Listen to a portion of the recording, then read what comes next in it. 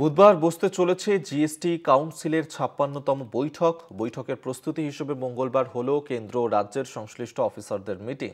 করের বোঝা কমাতে জিএসটি হারে আসতে পারে বড় বদল, চালু হতে পারে 2 স্ল্যাব সিস্টেম।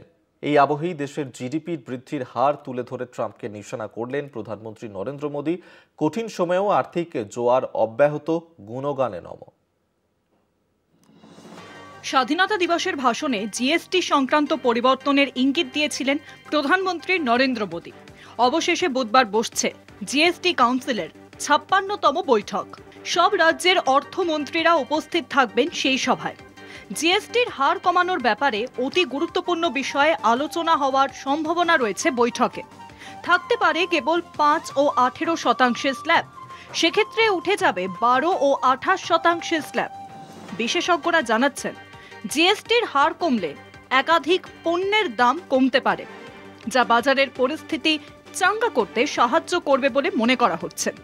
এই আবহে দেশের অর্থনীতি যে সঠিক পথেই চলছে, মঙ্গলবার দিল্লিতে সেমিকন ইন্ডিয়া ২০২৫-এর উদ্বোধনী অনুষ্ঠানে সেই বার্তাই দিলেন প্রধানমন্ত্রী নরেন্দ্র মোদী। इस साल के पहले क्वार्टर के जीडीपी नंबर आए हैं। एक बार फिर भारत ने हर उम्मीद, हर अपेक्षा, हर आकलन से भी बेहतर प्रदर्शन किया है।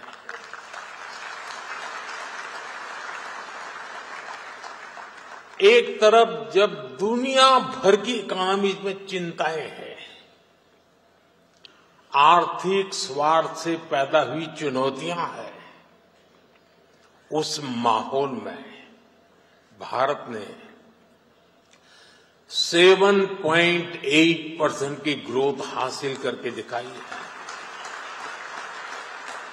কারণ নাম না করলেও মোদির আক্রমণের তীর যে ট্রাম্পের দিকেই, সে বিষয়ে কোনো সন্দেহ নেই।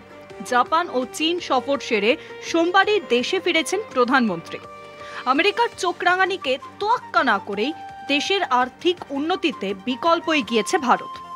বেশি করে রুশ তেল কেনার পাশাপাশি চীনের সঙ্গে সম্পর্কের উন্নতিতে জোর দেওয়া হয়েছে। এসিও সম্মেলনে মোদি, পুতিন, জিনপিং এর এক ফ্রেমের ছবি কার্যত ঘুম ছুটিয়েছে আমেরিকার।